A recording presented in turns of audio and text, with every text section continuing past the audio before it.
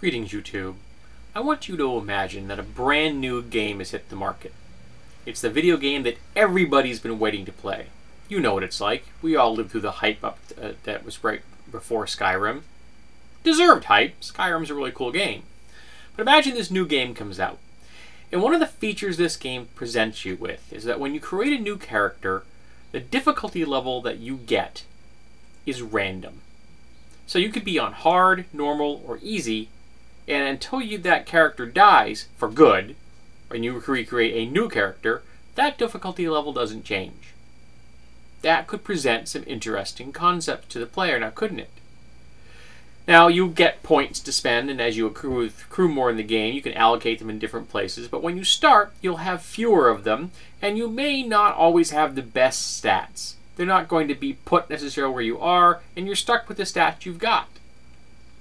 Now, it is true that some people playing at the hard level will just do really well at the game. They're good at it. Everybody's got a knack, and some people are good at video games. I, for some weird reason, the one and only time I ever played Horseshoes, kicked everyone's ass in the entire party. I had never played it before, never played it since, but I beat everybody. I have no idea why. And some people who play at the lowest level, the easy setting, the easy mode, are going to have a hard time because they aren't as good at playing the video games. That's just the way it is. Not everyone is good at everything. But, regardless of whether the players are good or bad, it won't change the fact that the person who gets lucky and hits the easy mode level is going to have a much simpler time of it than the person that got the hard mode level.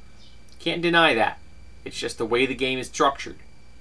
So you're just probably asking yourself, why am I talking about a hypothetical video game? I'm not. I'm talking about America. And in America, the easy mode is white, straight, male. Now yes, I can already hear the blood pressure rising in a certain segment of the white, straight, male population who will take umbrage at my inference that their lot is easier than anyone else. They will tell me how women have it much easier than them. They will tell me how minorities have it much easier than them. They'll probably tell me that non-Christians have it easier than them. Well, crap.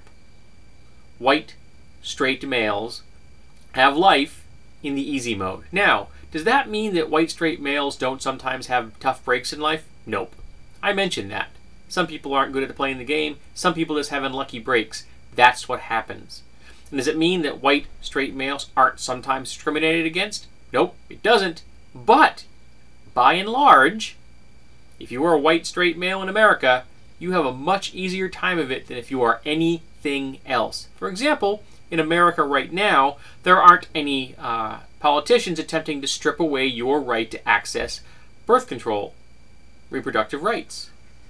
There aren't any politicians saying that if you would like to get certain medical procedures, you must be raped first. Nope, they're not doing that. There aren't people telling you that, there are certain places you can't go if you wear a hoodie. Nope, they aren't doing that either. If you are a white, straight male, your life is as easy as it can get in America. You can marry pretty much anyone you want to. No one's ever going to question that. And I know, I'm going to get comments down there that will tell me how wrong I am. I expect it. In fact, I would probably be disappointed if I didn't.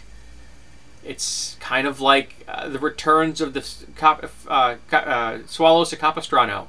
I talk about privilege, and the white straight males charge forward with their burdens upon their shoulder and tell me how hard it is in America if you are the absolutely simplest level of the game that is America.